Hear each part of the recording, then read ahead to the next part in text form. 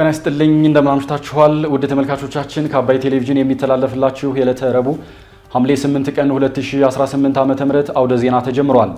በምሽቱ የዜና ወጃችን በርካታ ዘገባዎችን ወደ እናንተ እናደርሳለን። ዜናውን እየመራው ቴዎድሮስ አይቸው ከእናንተ ጋር ቆይታ አደርጋለሁ። አብራችሁ እንድትቆዩም እጋብዛችኋለሁ።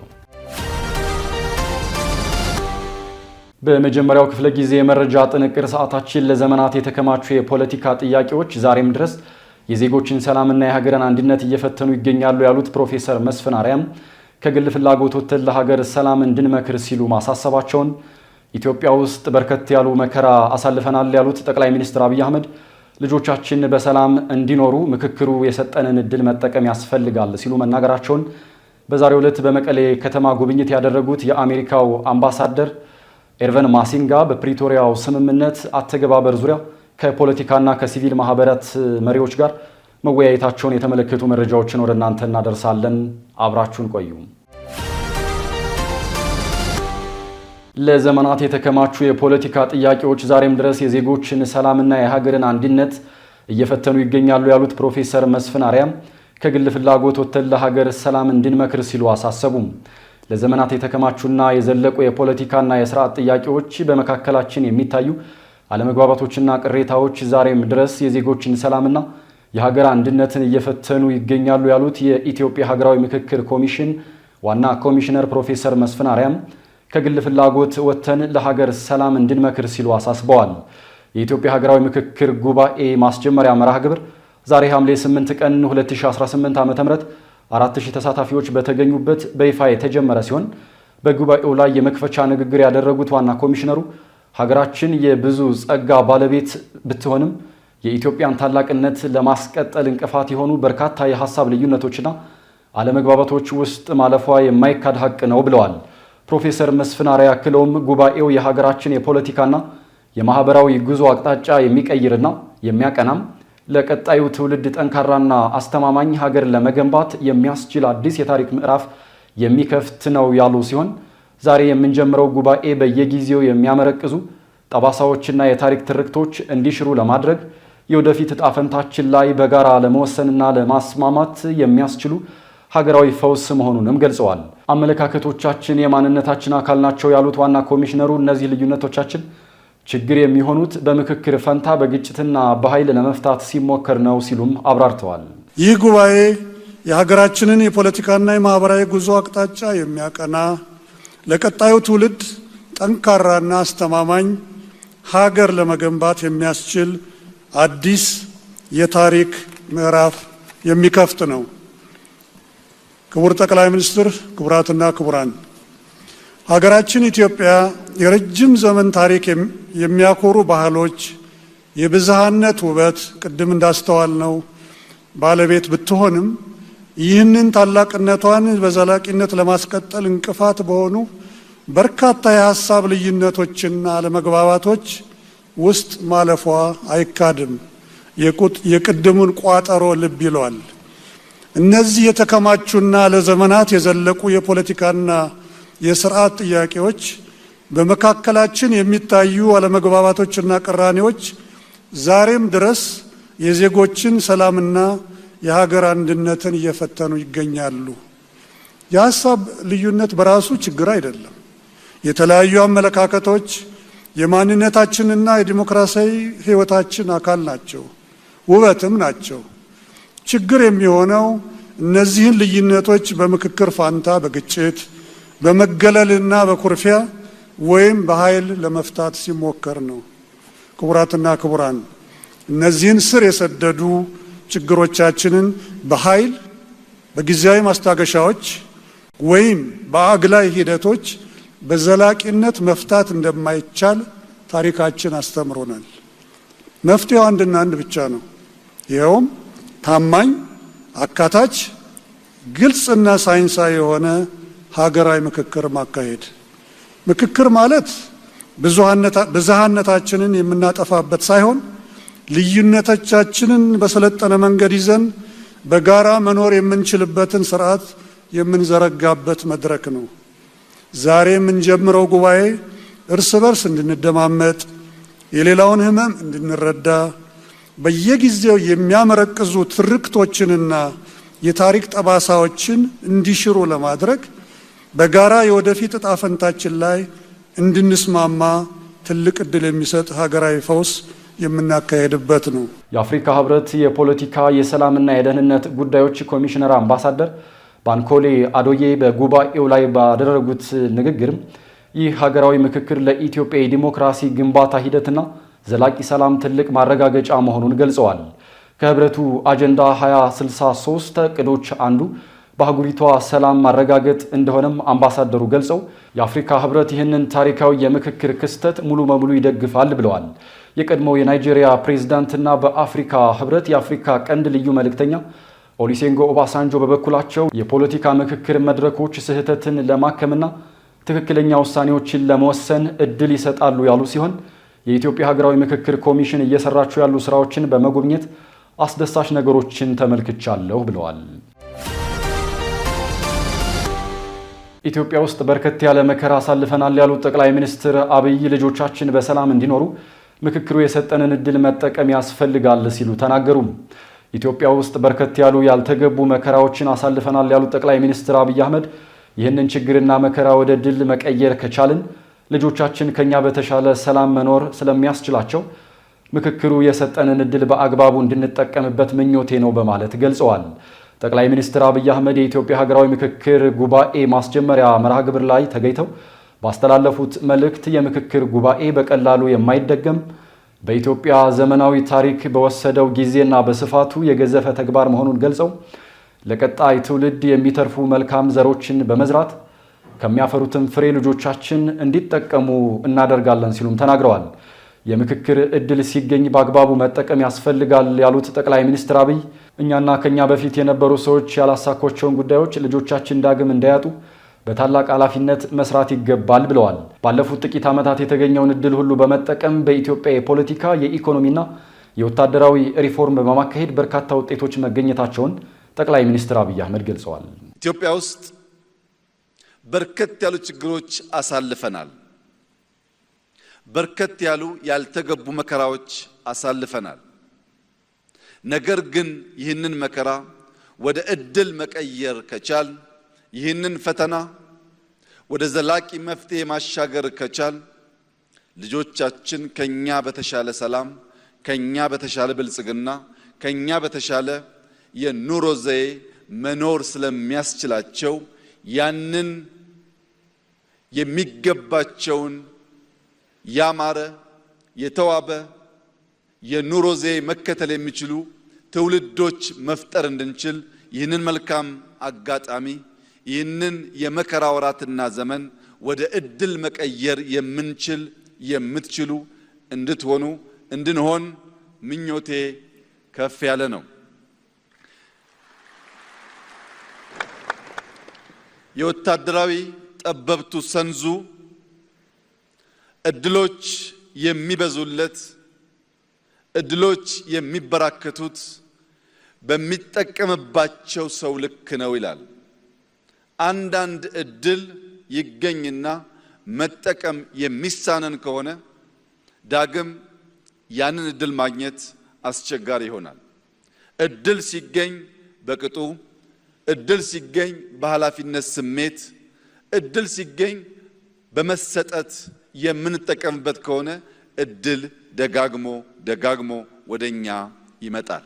ኢትዮጵያ ታሪክ ጠገብና የበርካታ ስልጣኔ ባለቤት ብትሆንም ፖለቲካችን በኃይል ቃል ተጀምሮ በኃይል እርምጃ መደምደሙ ዋነኛ ስብራታችን ነው ያሉት ጠቅላይ ሚኒስትር አብይ ይህንን የታሪካችን አሳዛኝና ዋነኛ ስብራት በኃይል እርምጃ የሚደመደም የፖለቲካ ባህልን ለአንዴና ለመጨረሻ ጊዜ ማስቆም እንደሚያስፈልግም አስገንዝበዋል። ኢትዮጵያ እጅግ ታሪክ ጠገብ ጥንታዊት ሀገር ናት። በንግግሮች፣ በጽሁፎች፣ በሚታዩ በሚጨበጡ ቅርሶች ከዚያም ባሻገር የሰው ልጅ መገኛ በመሆኗ ሳይንሳዊ በሆነ መንገድ ባሉ ማረጋገጫዎች ሁሉ ጥንታዊነቷ አሌ የማይባል የማያከራክር እውነት ነው። ነገር ግን በዚህ ታሪካችን ውስጥ አንድ ስብራት አለ፣ አንድ ስንክሳር አለ፣ አንድ ውድቀት አለ። ያም በኃይለ ቃል ጀምሮ በኃይል እርምጃ መደምደም ነው። ፖለቲካችን በኃይለ ቃል ይጀምራል፣ በኃይል እርምጃ ይደመደማል። ይህንን ስብራት ለአንዴና ለመጨረሻ ጊዜ ማቆም ያስፈልጋል። የኢትዮጵያን ታሪክ ወደ ኋላ መለስ ብለን ከኢፋት እስከ ግቤ፣ ከወላይታ እስከ ከፋ፣ ከወሎ እስከ ሸዋ፣ ከላስታ እስከ ትግራይ፣ ከአፋር እስከ ሶማሌ የኢትዮጵያን ሱልጣኔቶች የኢትዮጵያን ስርወ መንግስት ብንፈትሽ በሁሉም ጊዜ የምናየው ስብራት በኃይለ ቃል ጀምሮ በኃይል መደምደም ነው። የኃይል እርምጃን የታሪካችን አካል ማድረግ ነው። ያንን ስብራት መቀየር ያስፈልጋል። ጠቅላይ ሚኒስትር አብይ አህመድ አክለውም ቀይ ባህርን ያጣነው እኛ ስንጨቃጨቅ ጊዜ ጠብቀው ጣልቃ በመግባት መሻታችንን እንዳንከውን ባደረጉ ኃይሎች ነው ያሉ ሲሆን ኢትዮጵያ የባህር በር አልባ ሆና የጂኦግራፊ እስረኛ የሆነችበት ዋነኛ ምክንያት ያልተመረጠና ያልተወያየ መንግስት በፖለቲካ ሸፍጥ የውስጥ መከፋፈልና ስንፍና መሆኑን አብራርተዋል።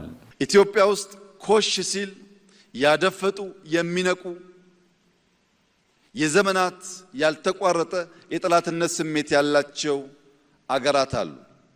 የኢትዮጵያን ታሪክ ከጉንደት እስከ ጉራ፣ ከአድዋ እስከ ማይጮ፣ ከካራማራ እስከ ባድመ እያንዳንዱን ብትፈትሹት ስንገነባ ያደፈጡ፣ ስንጨቃጨቅ እድል ጊዜ ጠብቀው ጣልቃ ሽብልቅ እየገቡ መሻቶቻችን እንዳንከውን የሚያደርጉ ኃይሎች አሉ።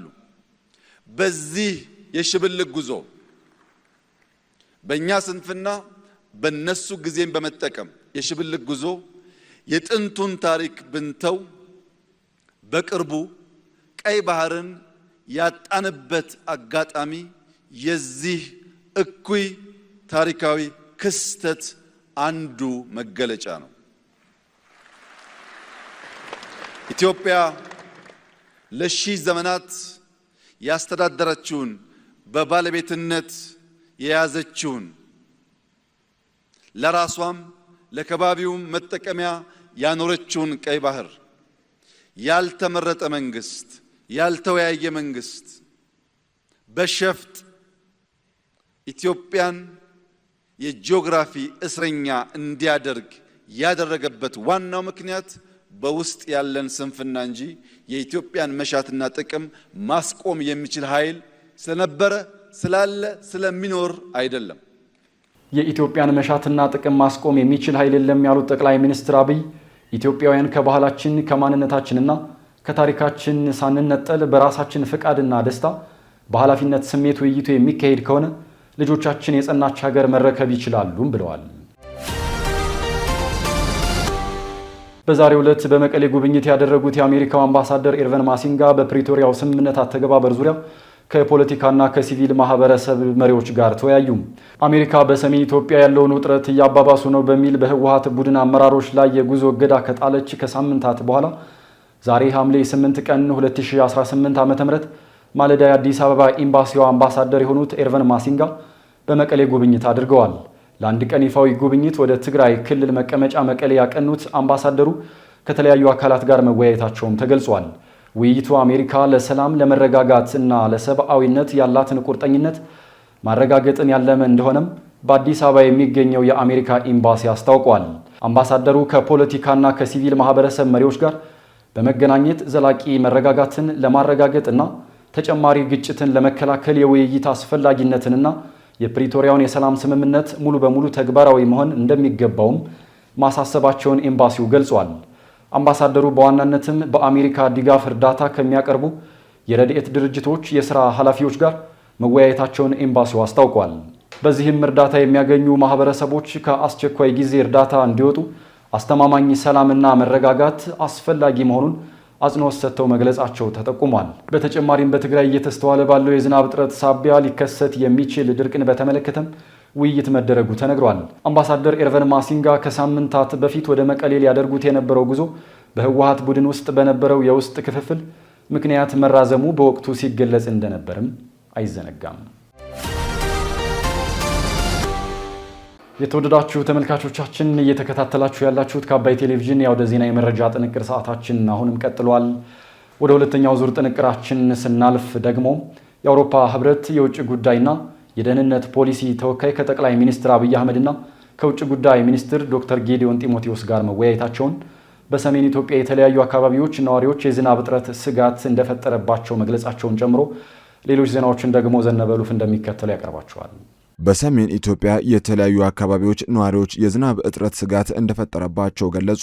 የሐምሌ ወር 8ኛው ቀን ላይ ብንደርስም በሰሜኑ የኢትዮጵያ ክፍል የተለያዩ አካባቢዎች የዝናብ መጠኑ አነስተኛ እንዲሁም ከፍተኛ እጥረት የሚታይበት በመሆኑ በአርሶ አደሩ ማህበረሰብ ላይ ስጋት ፈጥሯል። ስጋታቸውን ለአባይ ቴሌቪዥን የገለጹ በአማራ ክልል የደቡብ ወሎ ዞን ነዋሪዎች በአርሶ አደሩ ዘንድ ዝናቡ ቀረብን የሚል ስጋት መፈጠሩን ጠቅሰዋል። በደቡብ ወሎ ዞን የለጋምቦ፣ ከላላ፣ ወረኢሉ እንዲሁም ለገሂዳ ወረዳ ነዋሪዎች ክረምቱ የሚጠበቀው ጊዜ ገብቷል ማለት አይቻልም ያሉ ሲሆን የዘንድሮ ሁኔታ እያስፈራን ነው፣ አርሶ አደሩም ስጋት ገብቶታል ሲሉ ሁኔታውን ገልጸውታል። የከለላ ወረዳ ነዋሪ የሆኑት አስተያየት ሰጪዎች ከዚህ በፊት ክረምቶች ከሰኔ ማገባደጃ ጀምሮ አብዛኛዎቹ ሰብሎች ይዘራሉ ያሉ ሲሆን ዛሬ ግን ሐምሌ እንኳን ሳምንት አልፎት ከትንሽ ካፊያ በስተቀር ይህ ነው የሚባል አጥጋቢ ዝናብ አለመኖሩ ከፍተኛ ስጋት ሊፈጥርባቸው እንደቻለ አስረድተዋል። የአካባቢው ማህበረሰብ በዝናቡ እጥረት በገጠመው ጭንቀት ምክንያት ፈጣሪን የሚማጸን የጸሎት መርሃ ግብሮችን እስከ ማካሄድ ደርሷልም ብለዋል። ይህ በእንዲህ እንዳለ የሰሜንና የሰሜን ምስራቅ የኢትዮጵያ አካባቢዎች ላይ በክረምቱ የሚኖረው ዝናብ አነስተኛ ነው ሲል የኢትዮጵያ ሜቴሮሎጂ ኢንስቲትዩት ገልጿል። የክረምት ዝናብ አሁን ላይ ባላገኙ አንዳንድ አካባቢዎች በሚቀጥሉት ቀናት የተሻለ ዝናብ ሊያገኙ እንደሚችሉም ኢንስቲትዩቱ በትንበያው ጠቅሷል። በመጪዎቹ 10 ቀናት በአብዛኛው የዝናብ ተጠቃሚ አካባቢዎች የሚኖረው የዝናብ መጠን ከቀላል እስከ መካከለኛ ነው ያለው ትንበያው በመካከለኛው የአማራ ክልል አካባቢዎች፣ የምዕራብ ሸዋ፣ ምዕራብ ኦሮሚያና ቤንሻንጉል ጉሙዝ ክልል አካባቢዎች ከባድ መጠን ያለው ዝናብ ሊዘንብ እንደሚችል ጠቁሟል። የአውሮፓ ህብረት የውጭ ጉዳይና የደህንነት ፖሊሲ ተወካይ ከጠቅላይ ሚኒስትር አብይ አህመድና ከውጭ ጉዳይ ሚኒስትር ዶክተር ጌዲዮን ጢሞቴዎስ ጋር ተወያዩ።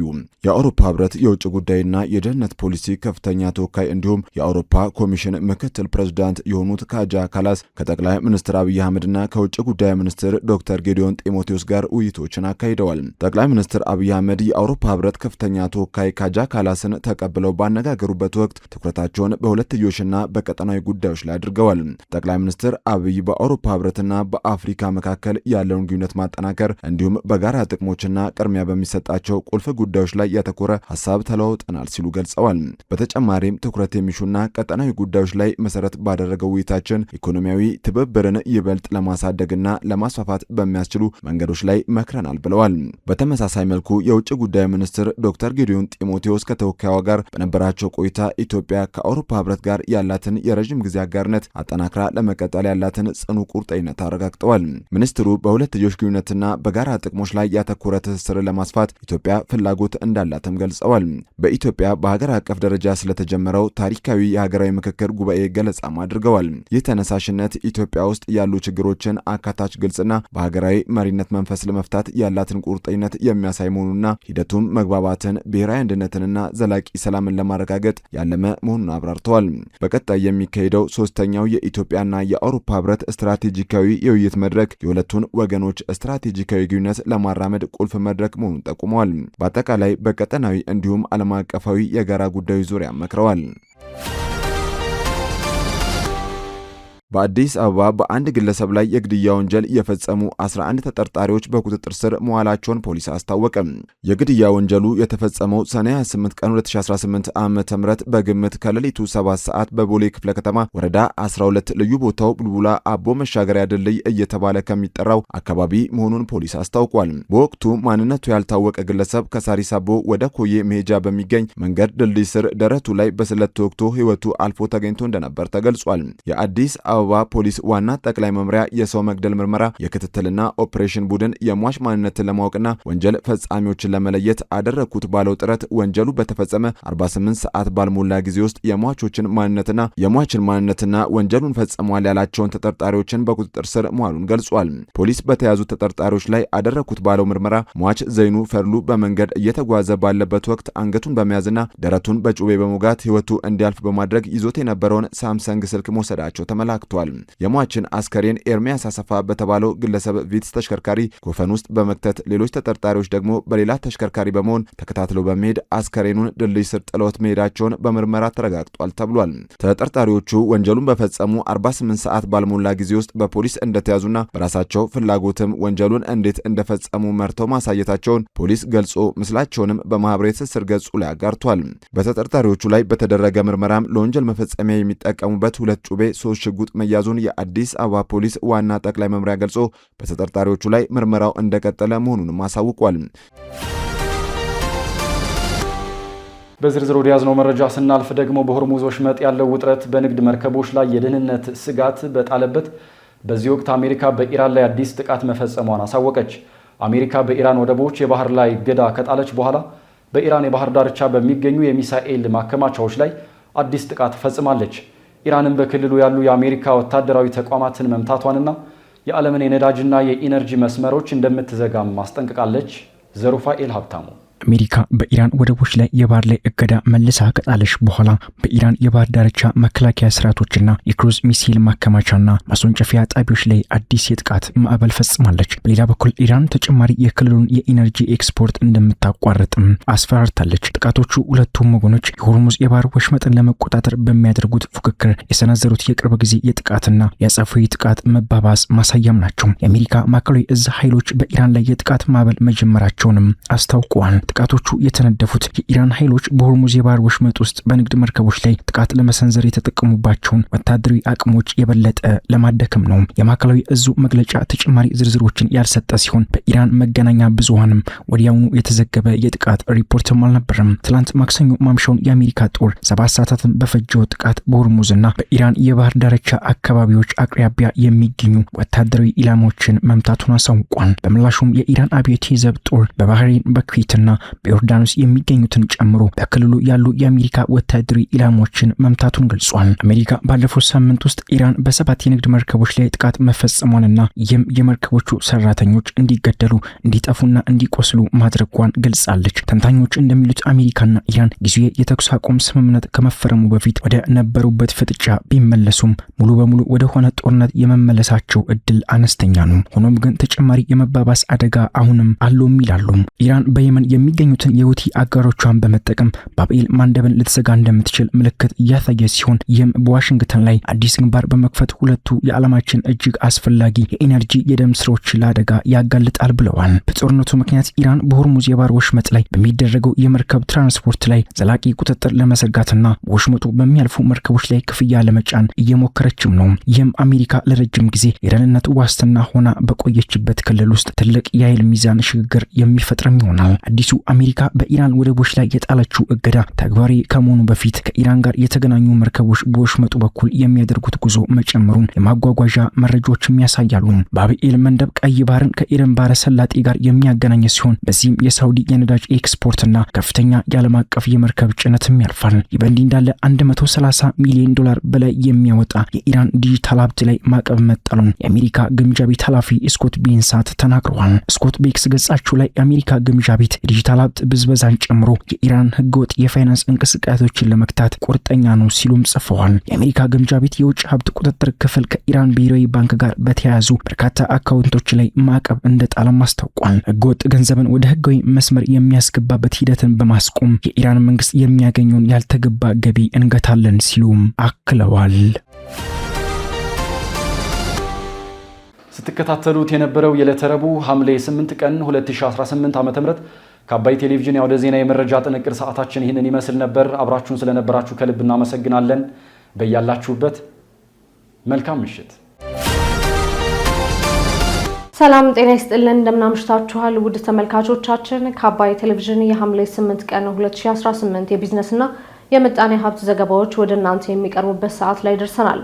በኢትዮጵያ የመጀመሪያው የወርቅ ማጣሪያ ፋብሪካ በመጪው 1 ወር ውስጥ ስራ እንደሚጀምር መነገሩን እንዲሁም የሳፋሪኮም የኢትዮጵያ አጋሮች የቀነሰባቸውን 2.8% ድርሻ መልሰው የመግዛት መብት እንዳላቸው መገለጹን ጨምሮ ሌሎች መረጃዎችን ይዘናል። አባይ ቢዝነስን እያመራው ራቢያ ከድር ከናንተ ጋር ቆይታ አደርጋለሁ። አብራችሁን ቆዩ። በኢትዮጵያ የመጀመሪያው የወርቅ ማጣሪያ ፋብሪካ በመጪው 1 ወር ውስጥ ስራ እንደሚጀምር ተነገረ። የኢትዮጵያ ብሔራዊ ባንክ ገዢ ዶክተር ኢዮብ ተካልኝ የሀገሪቱ የመጀመሪያው የወርቅ ማጣሪያ ፋብሪካ በመጪው 1 ወር ውስጥ ተመርቆ ስራ እንደሚጀምር አስታውቀዋል። ገዢው ይህንን የገለጹት የገንዘብ ፖሊሲ ኮሚቴ በ7ኛው ስብሰባው የገመገማቸውን የኢኮኖሚና የፋይናንስ ሁኔታዎች ያቀረባቸውን ምክረ ሀሳቦችና የብሔራዊ ባንክ ቦርድ ያጸደቃቸውን የፖሊሲ ውሳኔዎችን አስመልክቶ ማብራሪያ ሲሰጡ እንደሆነም ሪፖርተር ዘግቧል። ከአፍሪካ አልፎ ከዚህ በላይ በግዙፍነቱ የሚጠቀስ የወርቅ ማጣሪያ ፋብሪካ ግንባታ እየተከናወነ መሆኑን የገለጹት ዶክተር ኢዮብ ፋብሪካው በመጪው 1 ወር ውስጥ ተመርቆ ወደ ስራ ሲገባ ለሀገሪቱ የወርቅ ገበያ እጅግ ከፍተኛ አቅም እንደሚፈጥርም አስረድተዋል። የሀገር ውስጥ የወርቅ ማጣሪያ ፋብሪካ ወጪን በከፍተኛ ደረጃ ከመቀነሱም በላይ ቀደም ሲል ወርቅ ወደ ውጪ በመላክ እንዲነጠር ተደርጎ ከዚያ በኋላ ለሌሎች ክምችቶች በዶላር የመሸጥን አሰራር ሙሉ ለሙሉ የሚያስቀር ነው ብለዋል። በመሆኑም ፋብሪካው ለኢትዮጵያ የወርቅ ገበያ ብቻ ሳይሆን ለአጠቃላይ ቀጠናው ትልቅ አቅም ሊሆን ይችላል ሲሉም ዶክተር ኢዮብ ገልጸዋል። ገዢው ይህንን ቢሉም ፋብሪካው የት አካባቢ እየተገነባ እንዳለና ሌሎች ዝርዝር ጉዳዮች ላይ ማብራሪያ ከመስጠት ተቆጥበዋል። የብሔራዊ ባንክ ገዢው ከፋብሪካው ጉዳይ በተጨማሪ የወርቅ ግብይትን የተመለከቱ ተያያዥ ጉዳዮችንም ያነሱ ሲሆን ከወርቅ ግብይት ጋር በተያያዘ የቁጥጥርና የመሪነት ሚናው ከብሔራዊ ባንክ ወጥቶ ወደ ሌሎች የንግድ ባንኮች የሚዘዋወርበት ሁኔታን በተመለከተ በዝርዝር ለማጥናት ባንኩ ቁርጠኛ አቋም ይዞ እየሰራ ነው ብለዋል። እንደ ገዢው ማብራሪያ ከሆነ በአሁኑ ወቅት ያለው የኢትዮጵያ የወርቅ ገበያ ስርዓት እጅግ ስኬታማ በመሆኑ የበርካታ አገሮች ልዑካን ተሞክሮን ለመቅሰምና ለማጥናት ወደ ኢትዮጵያ እየመጡም ነው ተብሏል። ይሁን እንጂ ከዚህ የተሻለና ይበልጥ ውጤታማ አሰራር የሚገኝ ከሆነ አሰራሩን ለመቀየር ጥናቶች እየተካሄዱ ቢሆንም በአሁኑ ወቅት ጥናቱ አለመጠናቀቁንም ጠቁመዋል። ኢትዮጵያ የዓለም ንግድ ድርጅት አባል ለመሆን ከ9 አባል አገራት ጋር ያደረገችው ድርድር ሙሉ ለሙሉ መጠናቀቁን ንግድና ቀጠናዊ ትስስር ሚኒስቴር ገለጸ። የንግድና ቀጠናዊ ትስስር ሚኒስቴርና የኢትዮጵያ ዋና የንግድ ተደራዳሪ ዶክተር ካሳሁን ጎፌ በዛሬው ዕለት ከኢትዮጵያ የዓለም ንግድ ድርጅት አባልነት የስራ ቡድን ሰብሳቢ አምባሳደር ሪቤካ ፋሽርላምብ ጋር በነበራቸው የቨርቹዋል ውይይት ኢትዮጵያ የድርጅቱ አባል ለመሆን የምታደርገው የድርድር ሂደት በፈረንጆቹ 2026 ለማጠናቀቅ ያላትን ጽኑ አቋም በድጋሚ ማረጋገጣቸው ሚኒስቴሩ አስታውቋል። በውይይቱ ላይ የኢትዮጵያ የሁለትዮሽና የብዙሃን ወገን ድርድሮች ወቅታዊ ሁኔታን በተመለከተ ሰፊ ማብራሪያ የተሰጠ ሲሆን በቀጣይ መከናወን በሚገባቸው ወሳኝ ተግባራት ላይም የጋራ መግባባት ላይ መደረሱም ተገልጿል። በሁለትዮሽ ድርድር ረገድ አበራታች ስኬቶች መመዝገባቸውን የገለጹት ሚኒስትሩ ከ17 የድርጅቱ አባል ሀገራት ጋር ከተጀመሩት የሁለትዮሽ ድርድሮች መካከል የ9ኙ ድርድር ሙሉ ለሙሉ ተጠናቀው በይፋ መፈረማቸውንም አስታውቀዋል። ከቻይኒስ ታይፔ ጋር የሚደረገው ድርድር በይዘት ደረጃ ሙሉ ለሙሉ ያለቀ ሲሆን የፊርማ ስነ ስርዓቱ ዝግጅቱ ብቻ በመጠበቅ ላይ ይገኛልን ብለዋል። ከዩናይትድ ኪንግደም፣ ካናዳ፣ የአውሮፓ ህብረትና ከሳውዲ አረቢያ ጋር የሚደረጉ ድርድሮች በጥሩ ደረጃ እንደሚገኙና ከ8ኛው የስራ ቡድን ስብሰባ በፊት ሙሉ ለሙሉ ተጠናቀው ይፈረማሉ ተብሎም እንደሚጠበቅ ገልጸዋል። ከአሜሪካ ጋር አዲስ ሁለንተናዊ የሁለትዮሽ ውይይት የተጀመረ ሲሆን ከኮሪያ ሪፐብሊካን ከቬትናም ጋር ያሉ ግንኙነቶችን በተሻለ ፍጥነት እንዲቀጥሉ ድጋፍ ተጠይቋል። ኢትዮጵያ 8ኛው የስራ ቡድን ስብሰባ በመጪው መስከረም እንዲካሄድ ፍላጎት እንዳላት ሚኒስትሩ ጥያቄ አቅርበዋል።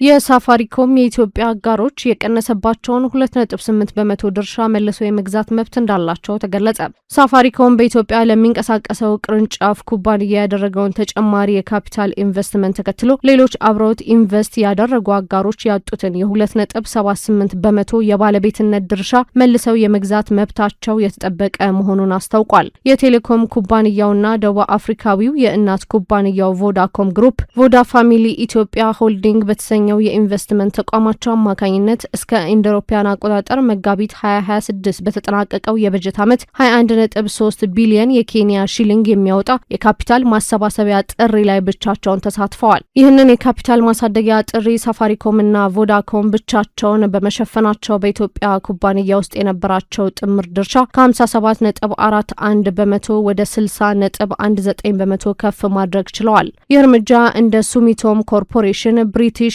ኢንተርናሽናል ኢንቨስትመንት ያሉትን ሌሎች አጋር ኩባንያዎች የነበራቸውን የባለቤትነት ድርሻ እንዲቀንስ አድርጎም ነበር። ይሁን እንጂ ሳፋሪኮም አጋሮቹ የተዳከመውን ድርሻቸውን ወደ ነበረበት ለመመለስና ያጡትን የ2.78 በመቶ ድርሻ መልሰው መግዛት የሚችሉበት ሕጋዊ መብት እንዳላቸው በይፋ አረጋግጧል። ኩባንያው በኢትዮጵያ ያለውን የኔትወርክ ተደራሽነት ለማስፋፋትና የንግድ እንቅስቃሴውን ለማጠናከር ከፍተኛ መዋለ ንዋይ እያፈሰሰ የሚገኝ ሲሆን የኢትዮጵያ ቅርንጫፍ እስከ መጋቢት 2027 ድረስ ወጪና ገቢውን አጣጥሞ ሙሉ ለሙሉ ትርፋማ መሆን እንደሚጀምር ግምቱን አስቀምጧል ሲል የዘገበው ካፒታል ነው።